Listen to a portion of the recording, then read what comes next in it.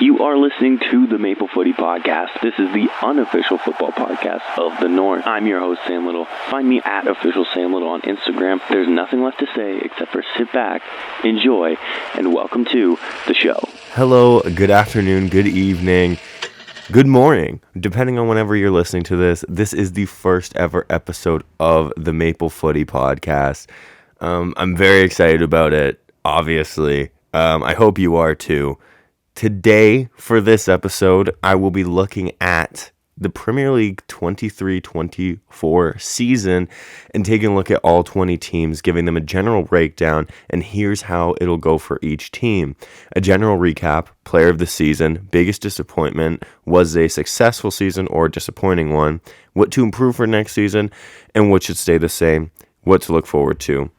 And so it might be a little bit of a long one. I'm not sure. I wrote down a good few notes for each team. But yeah, so it's going to be fun, I think. So without any further ado, I say we dive right into this. I'm going to be going from bottom of the table to top of the table. So starting at the bottom is Sheffield United, the team that finished with 16 points all season, going down as one of the worst ever Premier League teams. And let's be honest, I didn't watch Sheffield United. You didn't watch Sheffield United. The only time either of us watched Sheffield United was when they played our team. It's honestly hard to believe that this team during the COVID era of the Premier League was pushing for a Champions League spot. I'm convinced that COVID era Prem just wasn't real, because how was this team pushing for Champions League? But yeah, as I said, only 16 points all season. There really isn't much to talk about with them. So instead of even listing out anything, I'm just going to leave 16 seconds of silence to remember those 16 hard-earned points that they did in fact get.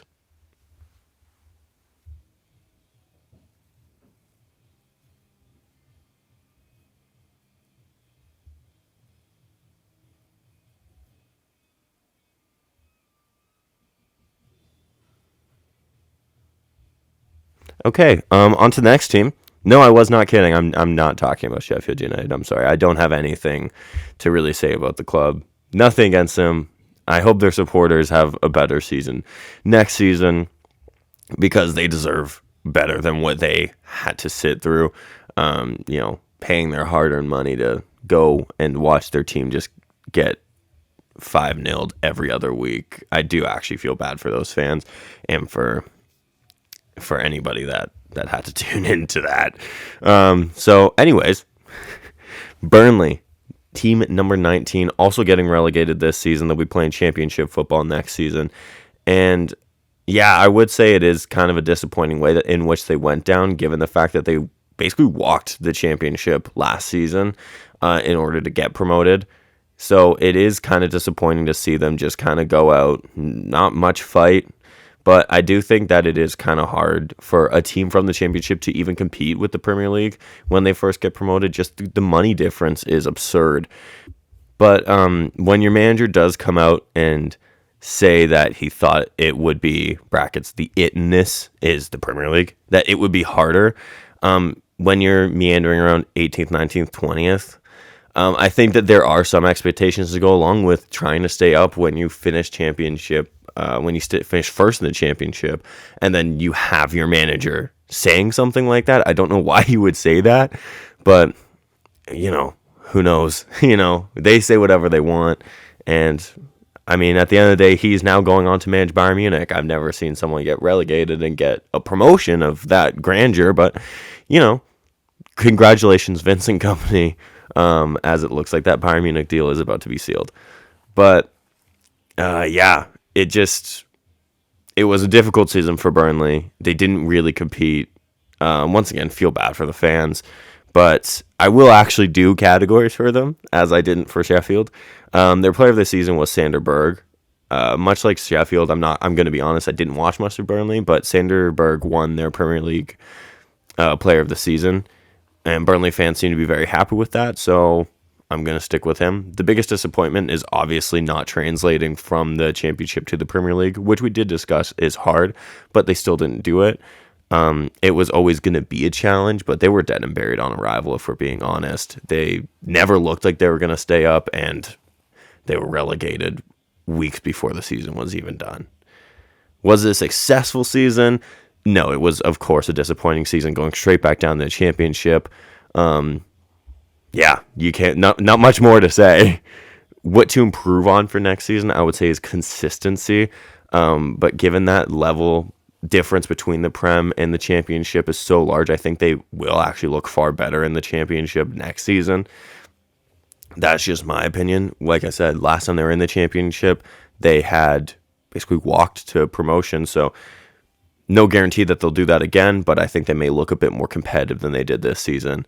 Stay the same, I would hold on to some of their quality players, like Sanderberg. I do like their keeper, James Trafford. Some of their young core is pretty good too. They do have some potential, and I think in the championship they'll be able to actually kind of grow and become better players. That's my opinion. And what to look forward to next season, the fact that last time they were in the championship, they did pretty well, so I think the fans can enjoy maybe some wins next year, and maybe a straight back promotion would be good for them. And it could be different though, given that Vincent Kompany won't be their manager, but you'll just have to wait and see who's going to be the manager for them. All right, Team 18, Luton Town, and this one actually is kind of upsetting because I think everyone kind of knew they were going to go down when they got promoted, but everybody wanted them to stay up, I think, because they've been promoted from like literally the 5th division of England and all the way to the Premier League. That is so impressive. That's over like the course of a decade, I believe. But that's still so impressive. Not many teams can say they've done that. So I think they were, in that sense, a team that everybody kind of wanted to see stay up.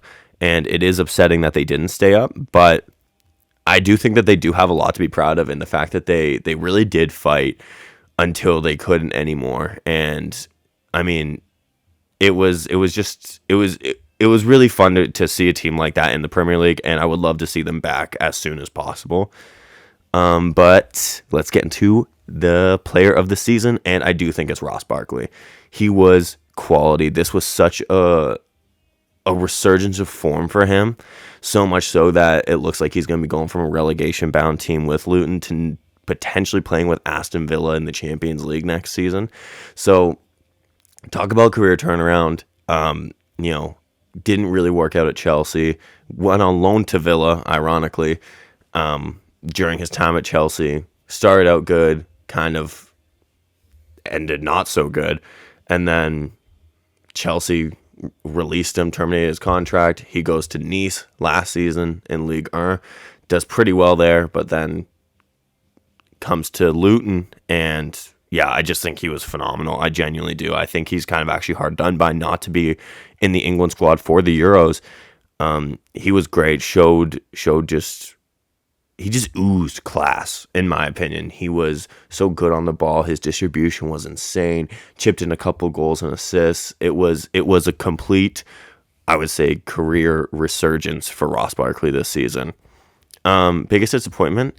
I can't say there is no disappointment because they did end up going down, but I do feel kind of harsh saying that there was disappointment given that they weren't even expected to be in the Prem.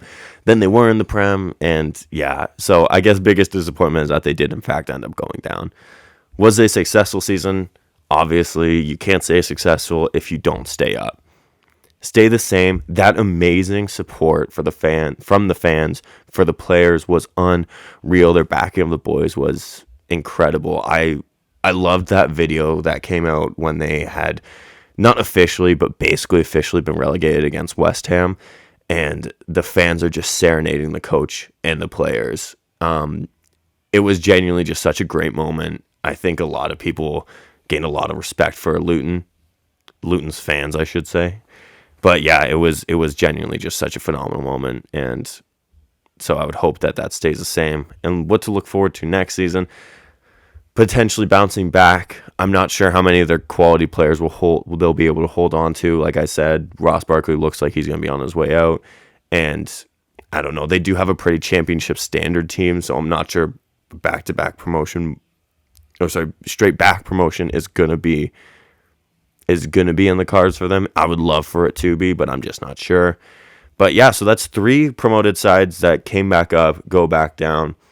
And you can't really say it's fully their fault. How can these teams even compete with some of the money and investment coming into the other teams in the Prem? The difference in money between some of these relegation fighting teams and the relegated teams is insane. It's no wonder these newly promoted teams barely have a chance. It'll probably be the same next season. The only one that's being promoted in the Prem next season, Leicester, is the only one I can see staying up at the moment because they basically have a Premier League standard team. But yeah, in the end, 3 teams do have to go down. It sucks for the fans and players, however, but hopefully they can return soon. I do feel a bit bad. So team 17th, Nottingham Forest, a team that was dealt some point deductions, but did stay up despite those. And it's crazy that a point deducted team staying up this isn't the first one. This isn't the only one that we'll be talking about. In the end, they stay up, and that's the goal to start the season. Their player of the season, in my opinion, is Morgan Gibbs-White. Once again, kind of like Ross Barkley for Luton. I could have actually seen him getting an England call-up, but alas, he doesn't. So I just thought he was really good. Once again, just really classy player. Chips in with a few goals, few assists, and yeah, just overall, just a really good player. Biggest disappointment, though, I would say, is Giovanni Reyna. They signed him on loan from Borussia Dortmund, and I'm Canadian, so I know a lot about him, given that he's an American player, and the hype for him is pretty crazy. Within the USA, they all rate him super highly, and he is a good player. Like, I've seen him destroy Canada in the Nations League final, the CONCACAF Nations League final, and yeah, he is a very good player. There's a good player in there. I think the loan was supposed to kind of unlock that at club level, and it just didn't. He didn't look up for it, didn't look interested. It really just looked like he was kind of loaned out, and he didn't care. He knows he's going to be back with Dortmund next season, or potentially if someone buys him, but he won't be back at Nottingham Forest next season. So it just really didn't look like he really cared or had the stomach to fight with the boys. And yeah, I would say it's disappointing because there is a lot of potential here with this player, but he's just not showing it at the moment. Was it a successful season? I would say successful. They did stay up. What to improve next season? I would say try to climb the table. This will be their 3rd season in the Prem next season. Avoiding relegation can't be the only goal once you've stayed in here for so long. It is time to start trying to climb the table. Some new signings could help. Just try not breaking any FFP rules. Stay the same. That fight they had after the points deduction and some VAR scandals has to be there going into next season. The players and fans were hungry, and it was great to see a club finally speak out about how poor VAR and the officials have been. Yeah, Nottingham Forest were dealt some terrible VAR calls, especially in that Everton game, the one that kind of led to them speaking out. And yeah, that fight that kind of rallied the fans and players together, I think actually kind of helped them stay up in the end, because they really wanted to prove that they weren't going to go down because of that. And in all fairness, they didn't. And what to look forward to next season, I think they have a very exciting core of players. As I mentioned, Morgan Gibbs-White. Then there's Nico Williams, Callum Hudson-Odoi, Alanga, Owani, just to name a few. There are some pretty exciting young players and some players in their prime. Keep a hold of them in the upcoming transfer window. 16th place, Brentford. I think Brentford suffered a lot from not having their main man, Ivan Toney, for most of the season, and when they did get him back, he looked a shadow of a player that he once was, with his focus on other teams. I do think he handled himself pretty poorly in his lead up to coming back to Brentford. Brentford had backed him and backed him and backed him. Fans backed him. And like a couple weeks before his return, he's doing interviews of how he wants to go to a bigger club. He wants to be competing for trophies. And hey, that's fine if that's your ambition, right? I have no problem with that. My problem kind of herein lies with the fact that Brentford stuck by you after your betting scandal, and then you just say, nah, I'm better than this. I want trophies. I want this. But I'm not a Brentford fan. I don't know how they feel about it, but I personally wouldn't be happy about that. And I don't know, he is very crucial to them. Don't get me wrong. And I do think that a lot of Brentford's problems came from the fact that they didn't have Ivan Toney. They didn't really have that consistent main Premier League man. And I think it shows in the fact that they finished 10th last season, or in around 10th, and now they're 16th. Obviously, they avoid relegation, which is always good. But yeah, overall, I think a pretty disappointing season, I would say. My player of the season for them would be Wissa, I think. Just because I think he had a very good season. 12 goals, 3 assists. Kind of stepped in for Toney in a sense with the goals. But yeah, obviously he can't do what Toney can. And then my biggest disappointment would obviously be Toney following his return. He looked not interested, not in form, just not ready to come back, in my opinion. So I would say that's my biggest disappointment. And then successful season, disappointing, as I already said, it is a disappointing season. Brentford in 2021-2022 finished 13th, and then last season they finished 9th. Clear signs of moving up, but then this season feels like a major step back, going back to 16th. The question must be asked: Are they too reliant on Ivan Toney? Yeah, I think they might be, in my opinion. If he does leave, what does this mean for the club? They may not have Thomas Frank next season, so as other clubs are kind of sniffing around him, I'm just not sure where that will leave the club without two pretty big guys for the club, their manager and their star man. What to improve on next season? I think back to starting to climbing that table. Like I said, 9th and 13th, since their Premier League returns are very good. And then just going to 16th this season is a major step back. So I think kind of make this season a one-off and not the norm. Stay the same, as I kind of said. Try to keep Thomas Frank, where he has had his shortcomings with the club this season. I would try to keep him. He is a very good manager, is integral to what they're doing. But with clubs circling around him, I'm not sure. What to look forward to next season? Getting back on track and reclimbing that table. 15th place is Everton. Once again, just like Nottingham Forest, Everton were handed a couple of point deductions, which I think kind of made them play better. Once again, I think kind of like Nottingham Forest, they kind of had a point to prove of, we're going to stay up despite your point deduction. And they did with relative ease, I would say. Kind of like relegation wasn't really a thought after a certain point in the season. But yeah, and Sean Dyche works miracles again. He just knows how to keep a club in the Premier League. He kept Burnley in the Prem for so long, and now he's doing the same with Everton. And yeah, just overall, just a pretty standard season, it seems like, for Everton at this point in time. Nothing too exciting, but they do secure Premier League safety. My player of the season is Jared Branthwaite. I thought this was a very, very much a breakout season for him. Young center back. He's done so well. He just seemed to always want it, and just kind of was the heartbeat of that Everton defense that at times didn't look great, but he did. He very much did. And I don't think that any clubs will be coming in for him at the moment. Nothing against him. I'm just not sure that clubs are going to be coming in for Branthwaite, just because it seems like a lot of clubs have decent center backs at the moment. And given that was kind of his first real big season, maybe there might be a little bit of caution around him. Nothing against him. Thought he was amazing, but I think that Everton are kind of safe in thinking that they'll be able to hold on to him. That's just my opinion. My biggest disappointment is Calvert-Lewin's lack of consistency and their ownership being such a mess at the moment. Like I said, those point deductions really don't help them and don't look great on the ownership. They've splashed cash in a lot of the wrong places over the last few years. I don't know. The ownership, obviously, me saying the ownership needs to fix up.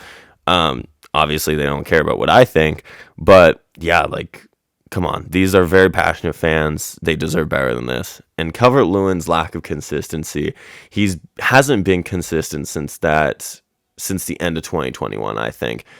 He's been hit with injuries, and when he does play, you're not sure if you're going to be getting that top-class striker that he kind of showed in that season, or if you're going to be getting just a striker that's not up for it. And a lot of this season, he looked like he wasn't up for it. He did pop in with a few big goals for them, but in the end, I do think that you need better than just a striker that's going to finish the season with 7 goals.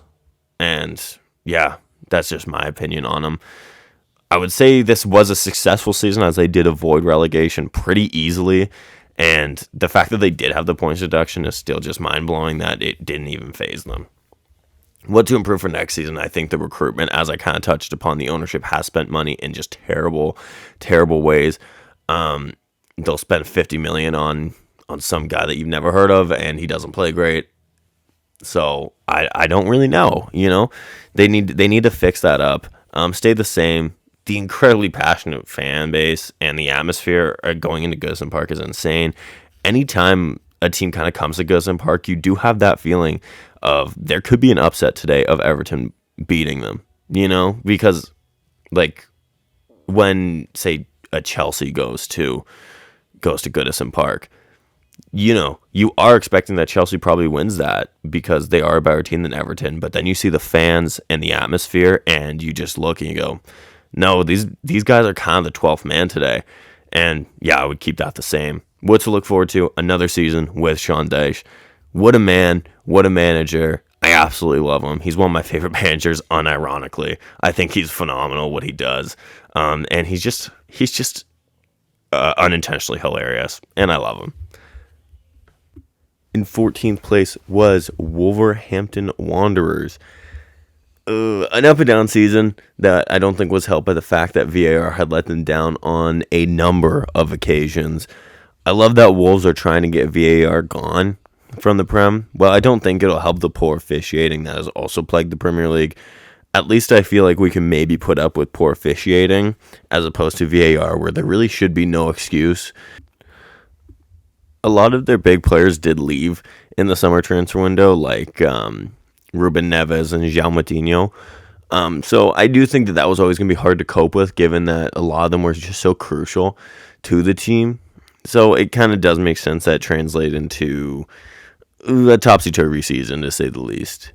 I would say their player of the season, I couldn't choose between the two, so I am just going to list both of them.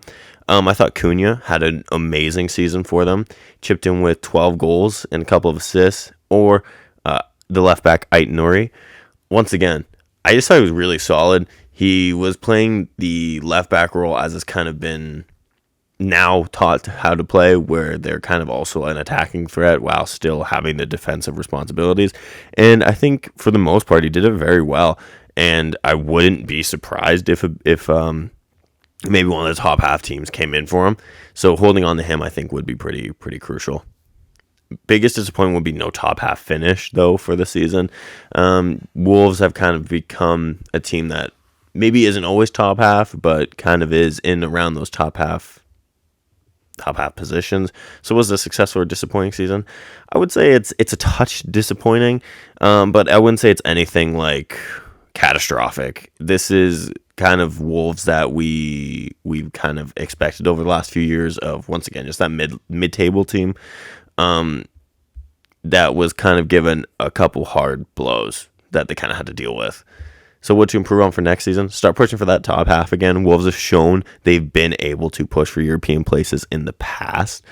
Walk before you run, though. I'd say the goal for next season is just a top half finish. Not they need to get Champions League. They're not that team at the moment. Who knows? Maybe in a few years they could be, but you never know. And I think they really need to replace those that weren't ever replaced, plus deal with some of their injuries too. Like I said, João Moutinho and Ruben Neves were two huge losses in their midfield positions that they never really seemed to fully replace. So I think replacing them is very key. What should stay the same? Letting their best players keep performing. Neto, Cunha, Ait Nouri, guys like them, just let them cook. They were doing very good, and once again, I just think we need to find that consistency and some players to complement them a bit better.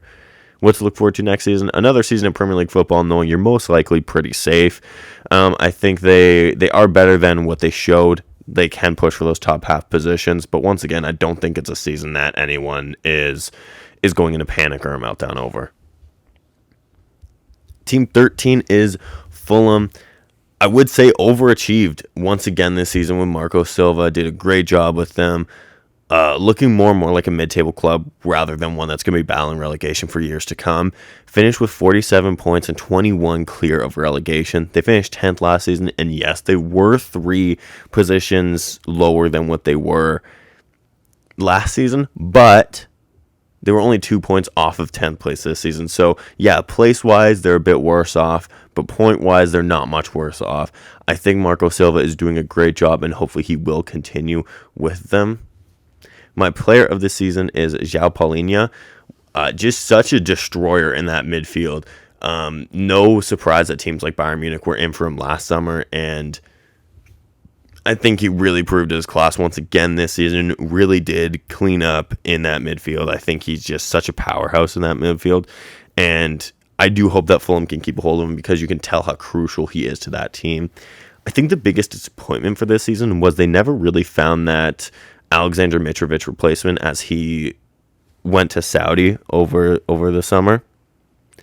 But yeah, they never really found that striker replacement. You knew he was good for probably about 12 to 14, 15, 16 goals every season, and they didn't really have a guy that you could really count on doing that, in my opinion. So I'm not sure that's a disappointment rather than just maybe something that was missed. But yeah, that would be what I would say for their biggest disappointment. And was a successful season? I would say it is a successful season, as they didn't even flirt with relegation really once this season. They stayed around the same place they were in the previous year, so that is pretty good if you ask me. Something to improve on would be that Mitrovic replacement. They need an outlet and they need goals. Stay the same, security. They are secure right now. I really wouldn't be tampering too much with anything going on behind the scenes, nothing like that, because Marco Silva really has seemingly made them a mid-table team instead of a relegation-bound team, and I think that that's something to commend. What to look forward to next season, keeping Marco Silva as a manager will be huge. I think if they do, he's the key to their success, in my opinion, and can hold them to a higher standard and keep them kind of in and around where they are. Finishing in 12th place was AFC Bournemouth. A great year spearheaded by a great managerial campaign with Andoni Iraola. Sorry, that is a tongue twister. But yeah, I think he had a great managerial campaign. Obviously, the Premier League agreed as he was up for manager of the season. They got rid of Gary O'Neill. People may have thought that wasn't a great choice at the start of the season, but obviously it proved to be come the end of the season. Their player of the season was Dominic Solanke. I mean, who else showed his class and the potential that a lot of clubs have seen in him for years. I mean, he was on the books at Liverpool for a little bit, developed at Chelsea. So, yeah, he always had the makings to be this player. He showed it in the Championship, and now he's finally translating it into the Premier League. Great season. I think he's very hard done by to not be in that provisional England Euro squad, but I'm not the guy making those choices. The biggest disappointment, honestly, I'm not going to go with one. This team overachieved and looked great. I think it'd be very harsh to say that there was a disappointment for Bournemouth. Was it successful? Going off the last point, no, it was not. It was not disappointing, so it is successful. They played some really nice football, free-flowing, fun to watch, had a great confidence and swagger about them.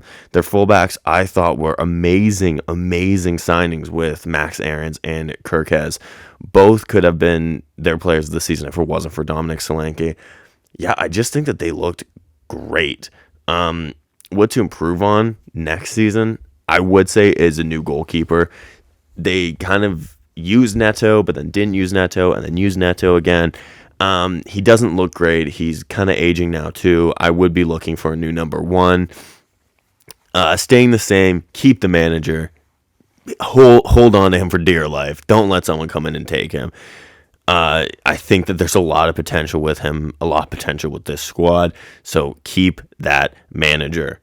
what to look forward to next season. Another season of Premier League football, hopefully holding on to their best assets and getting to establish themselves as a Premier League regular. Make this season a normal for Bournemouth, not opposed to being a one-off. In 11th place is Brighton. Not really much to say about Brighton. Nothing super exciting. I think an 11th place finish actually flatters them. The further they move away from Graham Potter, the worse they look, in my opinion. Nothing really insanely eventful to talk about. They were safe from relegation all season, but never really looked to threaten to finish any higher than they did. Their player this season, I would say, is Pascal Gross. Hard to say anyone other than him. He just looks a really good all-around midfielder. He is aging now, so hopefully he doesn't lose a step. But yeah, just overall, I think he was a great season. Their biggest disappointment, though, I would say, is a lot of early season form falling off. Like, look at Matoma and Evan Ferguson. Those are just to name a few, but they did not carry out that early season promise throughout the whole season. And I think that's disappointing because they did look really exciting for a little bit there. Ferguson was scoring for fun. Matoma just looked like no one could stop him for a little bit there. But yeah, it just all kind of fizzled out in my opinion and just ended it with a lackluster conclusion. Disappointing season. I would say it's pretty disappointing as to how lackluster it was. Once again, really nothing exciting to say about Brighton. 12 wins, 12 draws, 14 losses. Pretty middle of the road. What to improve next season would be consistency. Yeah, just once again, looking at that, 12 wins, 12 draws, 14 losses. That is not consistent at all. You honestly, it's literally flip a coin as to what they're going to do in the game. Like, are they going to win this? Are they going to lose? Are they going to draw? It quite literally is take your pick, genuinely. And I think when you're trying to make yourselves out to be attempting to be one of the new big teams, you have to do better than that. So yeah, stay the same for next season. I do think that they are run pretty well, in all fairness. They find these just like unknowns from who knows what team and then make them like a 50 million, 100 million pound star. So I would keep doing that. What to look forward to next season? I don't know. What do Brighton fans always look forward to? You know, that's my opinion. I don't know. They're just kind of there right now. Maybe kind of going back to pushing for Europe again as they were in European competition. It didn't go well, but yeah, that's what I would say, honestly. We are at the halfway point for the Premier League roundup. And I'm interrupting your Premier League team-by-team recap, bringing you with the first ever Maple Footy Awards presented by me, Sam Little, of course. And the categories include Player of the Season, Young Player of the Season, Surprise of the Season, Manager of the Season, Comeback of the Season, Team of the Season. So let's begin with your Surprise of the Season, and I'm going to go with Ollie Watkins and Aston Villa as a whole. Who would have thought they would have had the season that they did? And full credit to them, and full credit to Ollie Watkins. What a player, what a season. My manager of the season, sticking with Villa, is Unai Emery. Once again, wow, what a season. Proving to Arsenal that he is that guy. Your young player of this season is, of course, Cole Palmer. Who else would it be? What a season he had. And sticking with that, I'm going to just say player of the season now too, is Cole Palmer. You could genuinely make a case for probably about 4 or 5 players. I would say Cole Palmer, Phil Foden, Ollie Watkins, and Rodri would be probably the top 4 choices in my opinion. And honestly, if you said any of them, I wouldn't really argue. But for me, Cole Palmer, he was the player of the season and the young player of the season. What a season he had. Comeback of the season is Ross Barkley. Who would have thought that Ross the boss still had it in him after some disappointing spells here and there? And yeah, just what a season he had. Looks like he's going to be rewarded. Going to be playing Champions League football if the Villa deal goes through. But yeah, Ross Barkley, comeback of the season. In my team of the season, I'm just going to go through them. I'm not going to give any reasoning. And we're going to get right back into everything. So goalkeeper, Vicario of Tottenham. Defenders, Branthwaite of Everton and Virgil van Dijk of Liverpool. Saliba of Arsenal. That's my back 3. No, this isn't really a proper formation. These are just guys that I want to acknowledge, if I'm being honest. Midfield, Martin Odegaard of Arsenal, Ross Barkley, Luton, Rodri, Man City, and McAllister of Liverpool. This is like the most strange 3-4-3 you've ever seen in your life. And the forwards would be Foden, Watkins, and Palmer. So yeah, that's my team of the season. Those are the team of the season awards. And let's get back into the recap.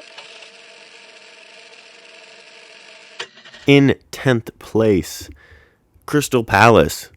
Wow, what an end to the season they had. Slow start to the season, but a managerial change through the season totally changed everything for them. Played some absolutely beautiful football and had some amazing standouts, some lesser spoken about standouts I want to touch upon before I get into player of this season. Mark Gurhey, what a center back. Can't believe that they got him for $25 million a few years back. Just unreal potential. I think he's a great center back. Tyreek Mitchell, once again, amazing left back, really showed his quality this season. And odd choice, but Nathaniel Klein enjoyed somewhat of a comeback in the latter stages of this season. And I do really want to mention him just because he's had such a tough go of it with injuries and whatnot. So it is great to see him kind of start to get back on track, maybe, hopefully a little bit. But yeah, he had a great comeback towards the end of the season. And of course, Adam Wharton. Once again, just unreal. He earned himself a provisional England squad call-up. Unsure if he'll keep that position going into the Euros, but nonetheless, obviously, he did impress enough to get that call-up. As for their actual player of the season, it is kind of difficult to choose between these next three players I'm going to mention. I will make a definitive choice. But I do want to mention two more players who everybody has been talking about already. But Mateta and Elise, oh wow, what a season for both of them, especially Mateta, who kind of just has scored in 7 consecutive Premier League games. The only ever Frenchman to do that is Thierry Henry in the Premier League. So for him to kind of join that company just shows you how good of a second half of the season he really did have. A hat trick on the final day. Like, wow. And Elise has gained the interest of Manchester United and Chelsea, and it really is no surprise given how good he really was. But my player of the season for Palace is actually going to be Eze. He's just such a baller. This guy will pick up the ball from anywhere, dance through a bunch of players, create a chance, goal, assist, something. He's just so exciting to watch. I really do love watching him. And he also earned himself, much like Wharton, he earned himself an England provisional call-up. I do hope he holds on and stays in the squad. I'm not sure he will, but I really do hope he does. He had a great season. On for the biggest disappointment of the season, I would say their time under Roy Hodgson didn't look great, and then he got sacked. And they turned it around. So it was definitely a successful season for me, especially with the managerial change.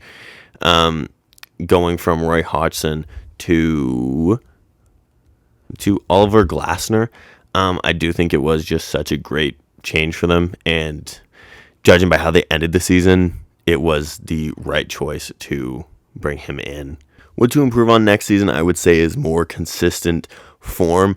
It took them until match week 32 to 34 to string together 2 wins, and in the Premier League you can't just be winning one-off games and then losing the next week. I think you do need to string together wins, or at least wins draws, just to actually gain form and momentum and finish higher. So they did go undefeated in their last 7, which is pretty good. What's more than pretty good, it's very good. And I think it'll be important for the manager to ensure that last 7 isn't just a purple patch, that for him and his players, rather something to build upon going into next season. They still did have a very impressive second half of the season.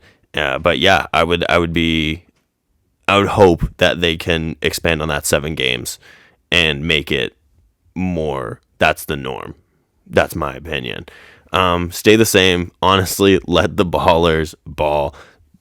Like I said, Elise, Mateta, Eze, Wharton, all of those guys, they were balling out in the last half of the season, and the results were starting to show. And then they obviously really picked up in those last 7. So definitely let them do their thing. What to look forward to next season, I think a full season under Glasner and just some really fun football to watch. I don't think they'll be in any danger of going down next season if they hold on to most of their guys. I do expect some departures. Like Elise, would not surprise me if he leaves. But if you can keep a hold of Mateta, Wharton, Eze, and some other big boys, I do think that it is a season to look forward to.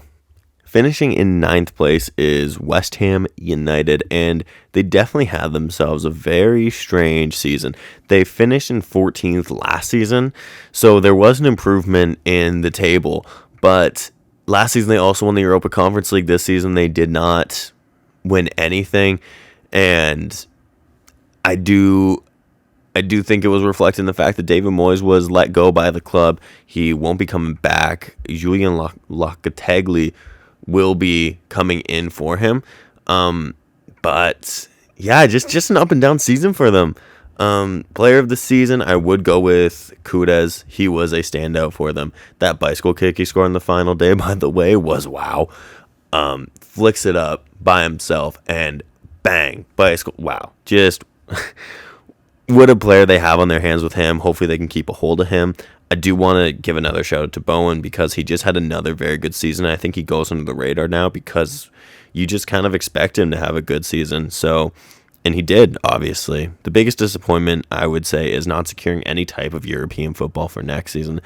After winning the Conference League last season and playing in Europa League this season, no European football at the London Stadium for the first time in 2 years is a bit of a disappointing end to a season. Was a successful or disappointing season? Ooh, I think it's a mixed bag, but I will say disappointed. No European football, rather inconsistent. Once again, they did have a better league finish, but they don't have anything to show for it. What to improve? In light of everything that's happened this week with Lucas Paqueta, potentially being charged for betting breaches by the FA, there could be a possibility that Paqueta is suspended, much like Ivan Toney for Brentford and Sandro Tonali of Newcastle. So they could have to get used to life without Paqueta. And before these before this news story broke, Manchester City was in for Lucas Paqueta. So they may have had to have adjusted to life without Lucas Paqueta regardless, but either way, I think they are going to need someone to fill in for him, and I'm not sure they have him at the club. They may have to go and spend some money to bring that in because losing Lucas Paqueta is a big loss in my opinion. Stay the same. I think let your best players do what they do best. Bowen and Kudus were great this season, as was Ward-Prowse. Those three were standouts for me, so I wouldn't change much with them per se. I would bring in players to better complement them and enhance them. That's just my opinion, though. And what to look forward to next season, I think bringing in Julian Lopetegui is a pretty big gap for them, given that he has a very impressive CV, but I am very curious as to what his expectations are. They don't have a European competition to go out and try and win, like Europa League or Europa Conference League. So I wonder if maybe it's getting back into a European competition, or if it's, say, to win the Carabao Cup or the FA Cup. So I am interested to see what the expectations are for him going into this next season. In 8th place is Manchester United, who, man, they just won the FA Cup, and it kind of just totally, I have notes written up, and it kind of just totally goes against all those notes. So you're about to get a lot of off-the-cuff opinions from me. A general recap of the season, I would say, honestly, even with the FA Cup win and now having secured Europa League with that FA Cup win, I do think it is still a disappointing season for Manchester United. League-wise, they did finish outside of the European places, so that is pretty disappointing in my opinion. Their general style of play, I don't think was anything too fun to watch. They had a big injury crisis, as most teams did. The introduction of Kobe Mainoo, though, Garnacho having a bit of a breakout season, I do think are some positives for them. But yeah, I would say overall, just a rather strange season for Manchester United. And with the news coming out yesterday that looks like Ten Hag's time at the club might be done, I also think does add a little bit to the dysfunction at the club at the moment. But my player of the season for them, no one really stood out to me over the 38-game season. So I am going to go with Kobbie Mainoo. Once I don't think overall he had a phenomenal season. Don't get me wrong. When he did play, he played very well. But it really did feel like he was more of a second half of the season, rather than a full season. But man, he really did come into this team and just totally change their midfield and really bossed it. He's 18, 19 years old. He is definitely one to watch for the future, and I do hope that this is a very good starting point for him.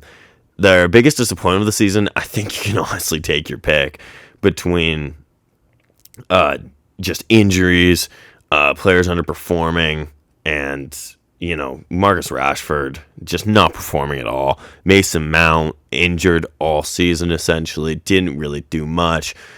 Anthony had another lackluster season, especially for the price tag that they got him for. Just a lot of disappointments. Was a successful season.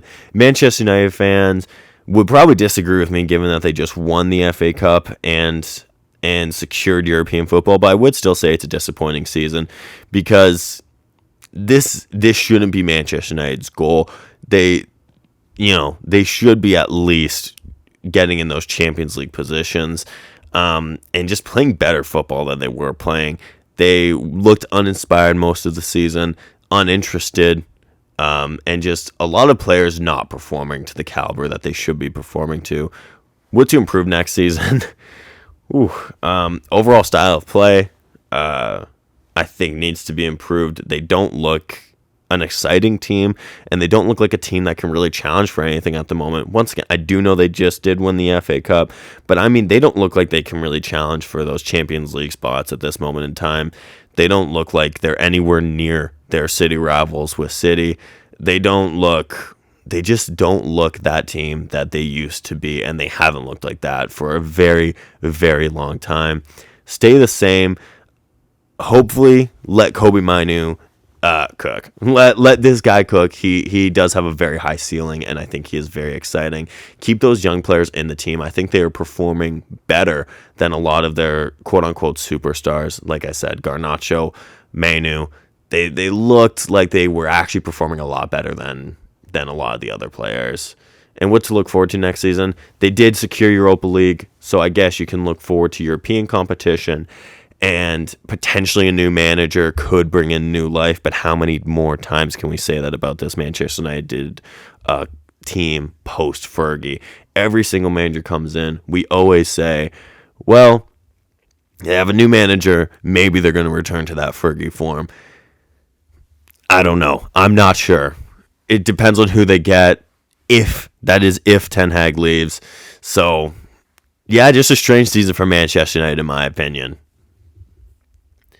Finishing in number 7, Newcastle United, and oh boy, did they not hit the heights of last season. That top 4 finish last season was nowhere near it. I think a mix of a few things like lack of consistency, injury, Howe looked out of his depth for a lot of the season, and the squad looked uninterested for a good portion of this season. With so many injuries, it is kind of hard to build any consistency or really great form, but also this is why you get paid what you get paid in terms of being a manager. You have to find solutions, and I really don't think Eddie Howe ever came close to find those solutions. They go without Europe next season after being in Champions League, albeit a Champions League run that ended in the group stages, but still, Champions League is Champions League, and especially for a club like Newcastle who's looking to make that the new norm. To not get any Europe, that falls short of expectations for me. Their player of the season, though, is Alexander Isak. He had a great season. Like, he was the consistent shining light in this team. For a team that was plagued with injuries, plagued with players out of form, he seemed to be the one guy that just kind of, he just looked like he wanted to perform. He did perform. And, a well-deserved Player of the Year nomination. Their biggest disappointment, though, would be falling short of any European competition at all. Their Champions League run was a joke, in my opinion. Yeah, they did have a tough group, but it was in their hands to at least get Europa League on the final day of those Champions League groups, when they could finish third in the group and drop down, and they just got destroyed by AC Milan on home turf.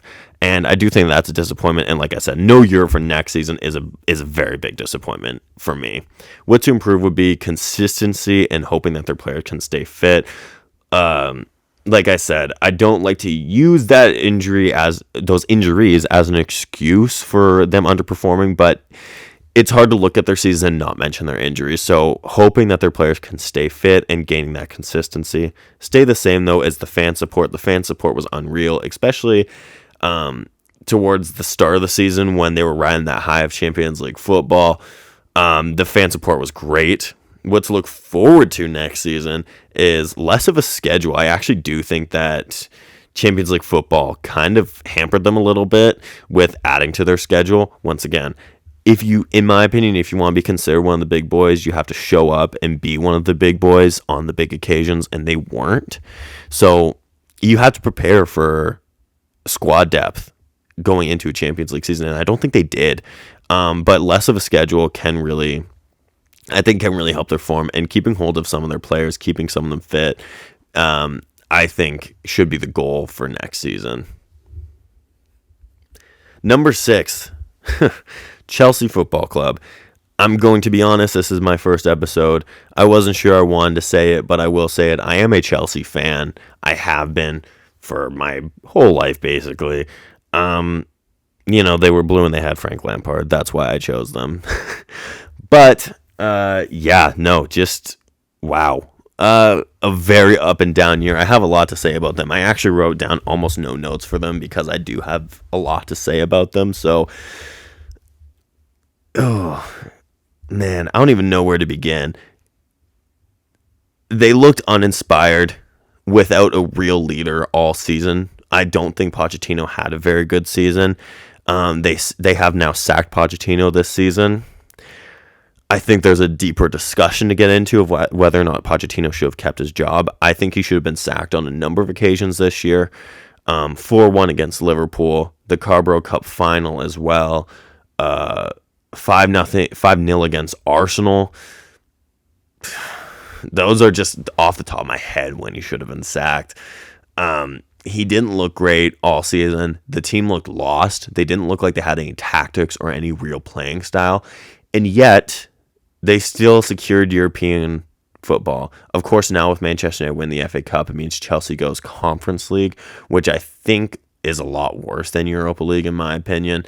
But the goal of the start of the season was European football, and they did get that. But no one goes out with the goal of Europa Conference League, and especially not a team like Chelsea. But yeah, just a very, very strange season for them. My player of the season is Cole Palmer, obviously. Who else would it have been? Unreal debut season for Chelsea, and really his first full season in the Premier League. I know he was getting minutes at City, but nothing super consistent. This, to me, was his first real season, and he was up for it. He had 30 goal contributions. More than 30, was 33 goal contributions all season. What a player he looked. I think he really did paper over a lot of the cracks in the Chelsea team. And he made their season look a lot better than it was. Because without him, I'm genuinely not sure where Chelsea finishes. My biggest disappointment is Poch taking way too long to figure out his best team and his best style. And I think really the only reason why we got our best team towards the end of the season was the injuries. Poch had no other choice but to play the likes of Mykhailo Mudryk, Noni Madueke, and those two guys were frozen up for most of the season. Like they were not getting consistent minutes. So I don't know what happened. I don't know why he wasn't playing them. But then when they did play, I think they did look good. Obviously, still a lot to be done with those two players and the team in general. A lot to improve on, but they looked a lot better towards those last, probably April to May, I would say, was their best stretch of the season, disregarding that 5-0 against Arsenal. Disregarding that, I do think April and May was their best stretch of the season, and it really is what clinched them European competition for next season. Another disappointment for me is the over-reliance on Cole Palmer. Once again, you need your best players to show up, and he did almost every time Chelsea needed him. But you cannot rely on one guy all season, and that really feels like is what happened. And also injuries. Injuries took a toll on this Chelsea team. Just insane amounts of injuries, like Chilwell, James, Cucurella, just to name a few. Badiashile, Colwell, Robert Sanchez, Enzo Fernandez played 8 months with a hernia. Just, oh man, these guys were in and out of the team constantly through injuries. And you can never build anything stable if your team is always going out with injuries. That's my opinion. What to improve on next season would be consistency and some actual tactics. They won't be under Poch next season, so it'll be interesting who they bring in for next season. A lot of names are being floated around. I'm not going to comment on any of them at the moment because I don't want to start saying, "Oh, if we get Thomas Frank, we're going to do this and this and this." I don't want to comment on it right now just because I don't really see much point in saying who could do what, given that we don't have anybody just yet. But whoever they do bring in, there needs to be actual tactics and actual play style for this Chelsea squad, because there just wasn't one for like 90% of the season. Staying the same is let Cole Palmer do his thing. Yes, do not over rely on him, but he is a crucial part of this Chelsea team, and if he does half of what he did this season, it'll be a great season for him next season. So let him do his thing and hope that the other players around him can grow and mature with him. What to look forward to next season is a return to Europe, albeit it will not be Europa League or Champions League. It will be the Conference League, but a return to Europe is, hopefully, you would hope, is a step in the right direction. But it is Conference League. Obviously, I will be hoping that they win it, but it is a little bit disappointing that the Europe that they will be playing is Conference League. That's my opinion. In 5th place was Tottenham Hotspur, and it was a pretty typical Tottenham season, in my opinion. They started out strong and looked like they had maybe turned a corner under Ange, but obviously that did not happen. They were celebrating like they had won the league in September, but knocked out the FA Cup, knocked out the Carabao Cup, never really threatened a Premier League title throughout the season outside of that like early season form. Don't finish in Champions League spots, but do clinch European football with Europa League.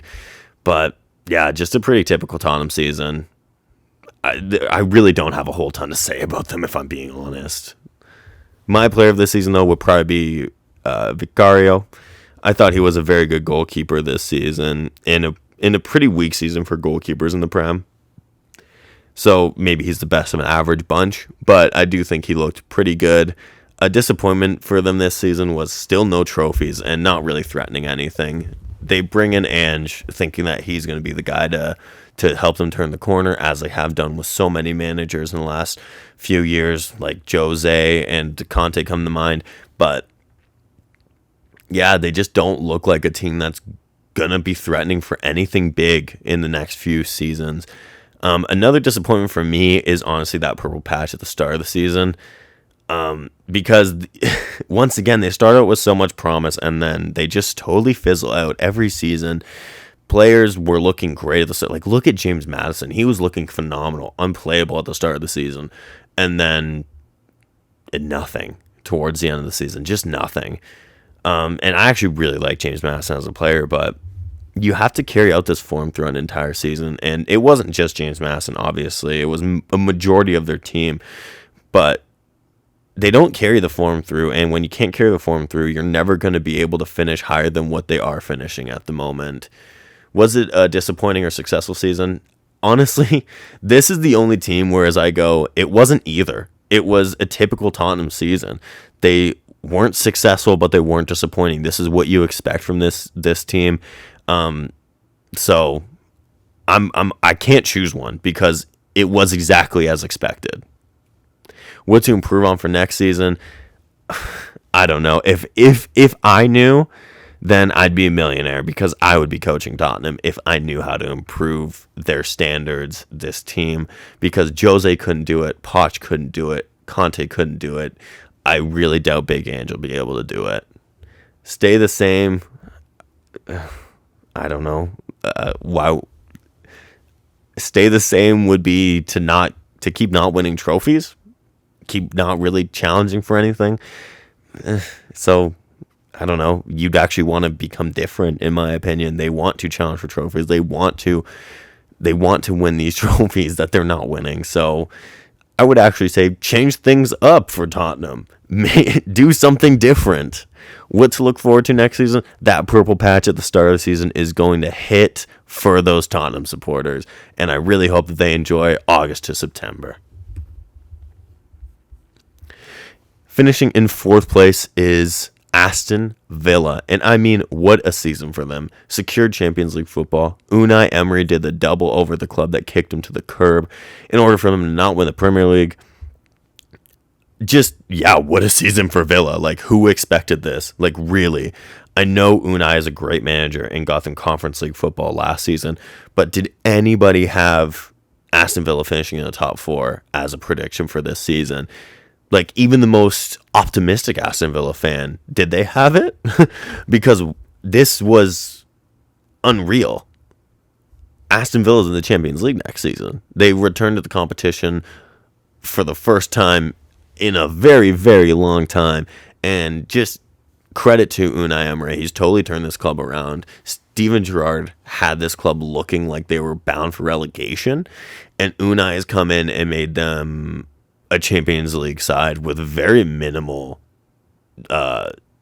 changing of the guard. Like, they have a pretty much almost the same team, but Unai just works, I guess he just works miracles, honestly.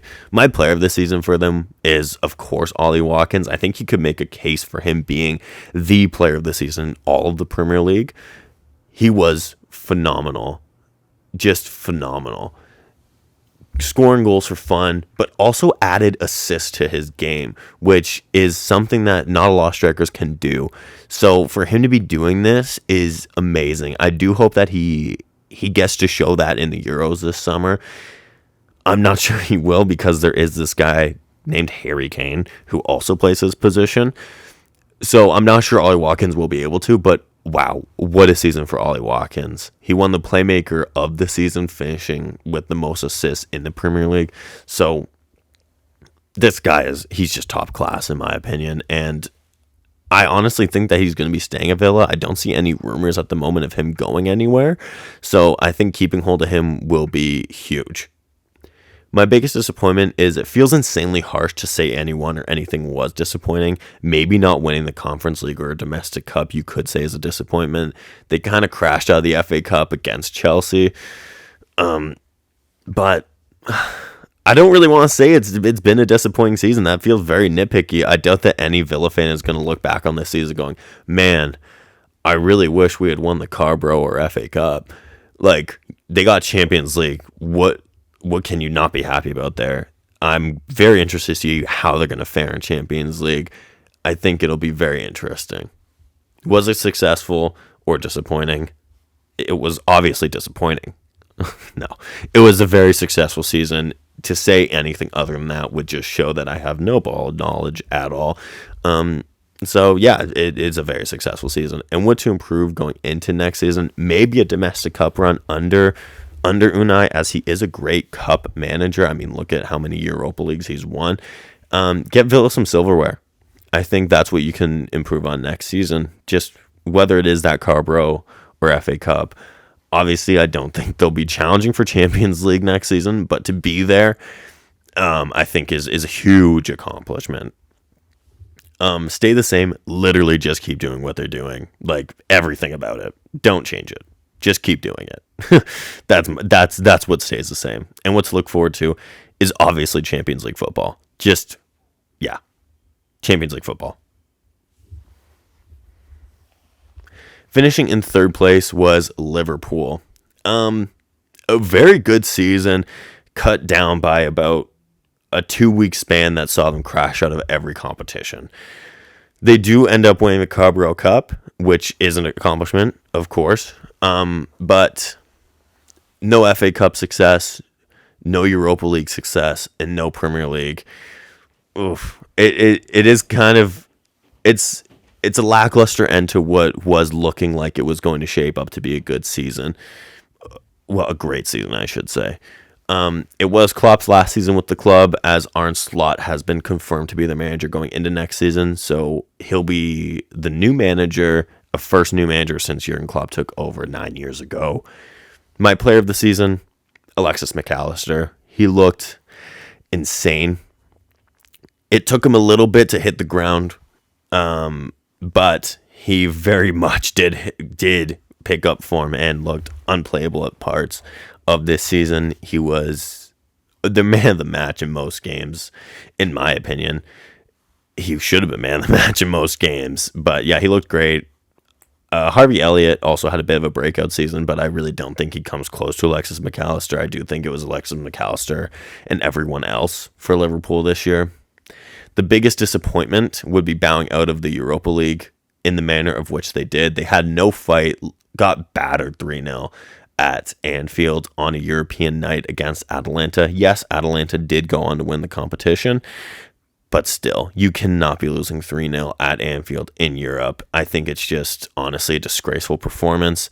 And then to not really even push for a comeback in the second leg. Yes, they did win the second leg 1-0 via a Salah penalty, but they just never looked interested after that.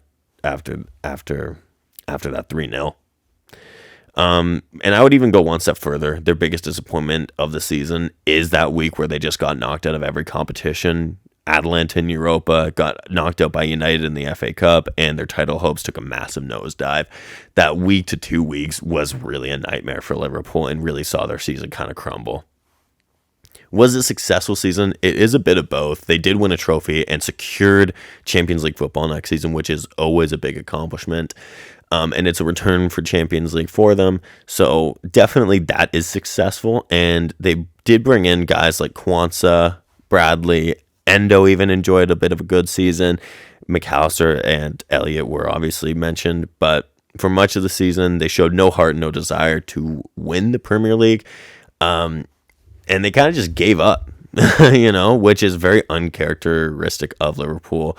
And it is hard to take as a fan. And all of my Liverpool notes are actually coming from a Liverpool fan that I do know very well.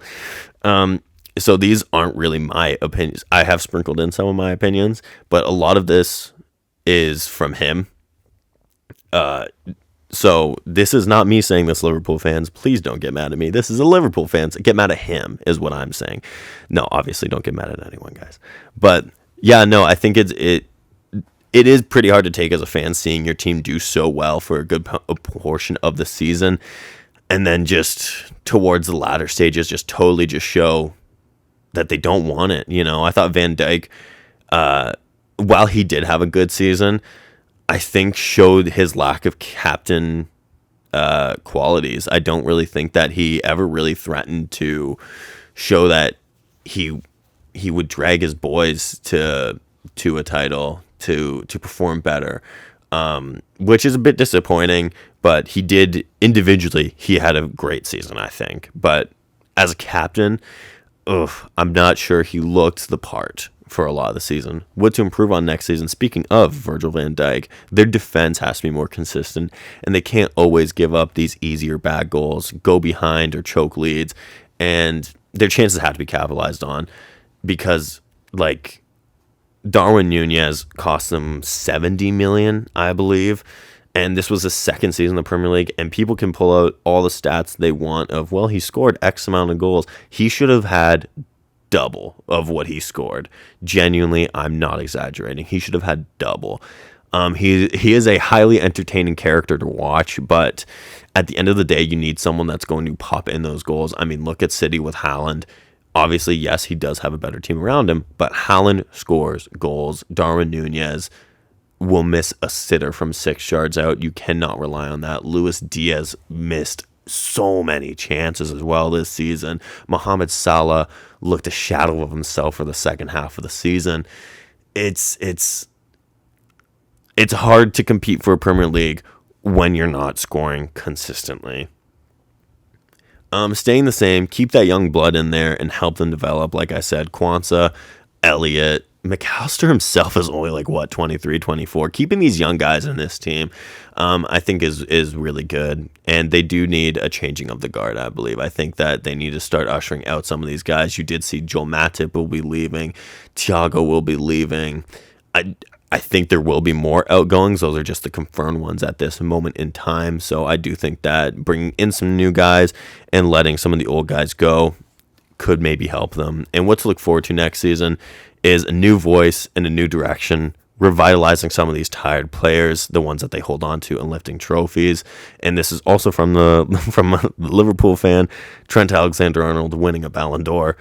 Those are not my words. Those are the words of him. I just want to include that for him because he loves Trent Alexander-Arnold, and Alexander-Arnold is a great player. But yeah, so looking forward to Champions League football, winning those trophies, hopefully pushing for a league title, and hoping that Arne Slot is the guy. Finishing in second place was Arsenal Football Club. A season that definitely had some history-making points, but they did fall short in every competition. I saw that they kept the most clean sheets. I believe got their highest points tally ever, I think it was. I had it written down, and now I can't find it. But they did have those great highs, but inevitably they did not win anything this year. No Carabao Cup to show for their efforts. FA Cup, Champions League, they kind of went out in embarrassing fashion, and no Premier League title to show for their efforts. So, while it was a very good season for them, it, I think, ends pretty bittersweet. And their player of the season is Martin Odegaard. I think he was their best player throughout the season. I wasn't overly impressed by many of their players this season, because I feel like they're a very system-heavy team, so it's kind of hard to pick a superstar from their team. Declan Rice, I actually think didn't have as great of a season as a lot of other people say he did. I think he almost hinders them in the build-up process. He always looks to pass the ball back instead of forward. He doesn't, I don't know, just he's very good at breaking up play, but he's not great at transitioning play. And I think they need someone that can transition midfield from defense to midfield to attack. And he's not that guy for me, in my opinion. But yeah, Martin Odegaard was the player of the season for me. I think he added a lot of chances to their team, a lot of goals, a lot of assists. He looks a very complete midfielder. I very much like Martin Odegaard. He's looking like that player that Real Madrid thought he was going to be when he was 15, making his professional debut, which is insane to think about, by the way. But yeah, he's 24 now, entering some of the prime years of his career. Yeah, he's 24. This guy feels like he's been around forever. He's only 24. But yeah, I think that he's been a great signing for them. And yeah, he's their player of the season for me. My biggest disappointment for them would be no title to show for their efforts.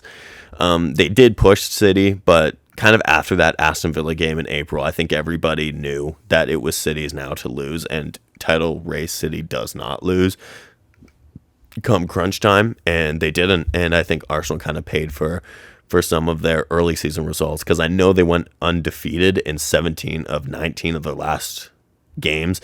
But that's only the second half of the season. I think the first half of the season, they dropped some points that shouldn't have been dropped.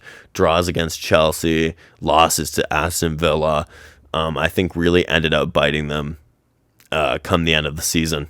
And obviously it did, because they did not win the Premier League by 2 points. What to improve on next season? I think your big players need to show up when it matters most. Bukayo Saka, I know he gets a lot of flack for not showing up in the big moments, but Declan Rice, Kai Havertz, Martin Odegaard even at times disappeared when they needed him most. Gabriel Jesus is never available, so your big players aren't showing up when they're needed. And in order to win the big one, as they so desperately want to win it, these guys need to show up when they're needed in these big moments, and they just didn't. They went out to Bayern Munich in the Champions League, in the manner in which they did. I know it was only by 1 goal, but really it should have never been as close as it was. I think refereeing decisions went their way in that tie, but regardless, they couldn't beat a Bayern Munich team. That's the worst we've seen in my lifetime. They didn't win the Premier League, no FA Cup, no Carabao Cup. So I think that is pretty disappointing. And these players need to start showing up when it matters. Stay the same. Their general play as a team is very good. But like I said, they just need to actually do that when it matters. But yeah, their general play style is actually very good and not bad. Not bad. It's not bad. It's good to watch. It's kind of Pep-esque, which makes sense as Arteta did learn from Pep. So just, I mean, yeah, obviously it's Pep Guardiola's style of play. So yeah, keep doing that. And then what to look forward to next season is I do think they will be challenging for the Premier League title again next season, unless something drastic happens, which I don't think it will. They will be challenging for that Premier League title. I don't think they'll be challenging for Champions League, but I could be wrong. And I think getting an FA Cup or a Carabao Cup just as like a trophy to show for some of your efforts would go a long way, I think. And finishing in first, to no one's surprise, is Manchester City. A typical City season, really started out a bit slow, but then just rack up wins and points. Because of course they do. Like, I really don't have much to say about Manchester City. They win what they're expected to win. They do win the Premier League for a 4th season in a row. In the end, I really don't think it was ever in doubt. Liverpool and Arsenal did push them. But yeah, I think for a lot of people, it was City's to lose, and they didn't lose it. Player of the season is Phil Foden. This felt like Phil Foden's arrival. I know he has been... This is 6 Premier League titles, so to say that now on his most recent title, this was the season where he broke out. Yeah, I think we have seen glimpses of this Phil Foden over his City career, but this is the first time where it felt like he was the guy for City. He's always been there, and he's always been playing and contributing. Obviously, 6 Premier League titles, but this felt like the season where it was like, okay, he's the guy. And I think he had a phenomenal season. This was, I think, by far his best season in that City jersey. So he's my player of the season for them. My biggest disappointment would be, I guess, no treble again. I don't know. How can you say that this is disappointing for them? They didn't win the FA Cup, but really, they won the Premier League. No Carabao Cup. They won the Premier League. And no Champions League. No Champions League is probably the biggest disappointment of those 3. You want to keep challenging for that, being the defending champs. But yeah, Premier League title. You can't really say it's a very disappointing season. Was it successful or disappointing? I would say it's successful. They did fall short in some competitions, as I mentioned, but they won the title. They won the Premier League title. So, come on. And what to improve on next season would, I guess, be showing up in Europe more consistently. They are now Champions League champions in their history. But yeah, they still need to show up more consistently in Europe. They always find a way to get dumped out. So I would say showing up in Europe, becoming a top contender in Europe. But yeah. And then stay the same. I mean, come on. What? Obviously, yeah, just keep doing what you're doing. Keep that the same. That's what stays the same. What to look forward to is another season under Pep, challenging, most likely winning another Premier League title. But yeah, just challenging on all fronts next season once again. I mean, what more can you say about Manchester City? It's just standard for them now. They are that good. They are that much better than everyone else. And I think they're just waiting for someone to really come in and properly challenge them. But that does conclude the first ever episode of the Maple Footy Podcast. This was a very long one, so I do thank you for sticking around and listening to the entire thing. If you agreed or disagreed with my opinions, that's great. Let me know in the comments or on socials. You can find me on Instagram at @officialsamlittle, and from there you can find me everywhere else. I have my link tree linked in there, so I make it easy for you. But yeah, let me know if you're listening to this on YouTube.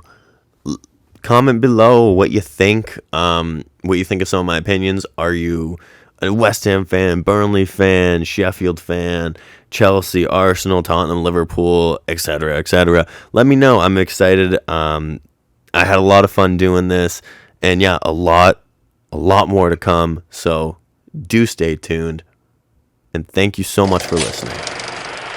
And that was your Maple Footy Podcast. Thank you so much for listening. Check my socials for any and all future updates at @officialsamlittle on Instagram, where I am most active. And until next time, live, laugh, little.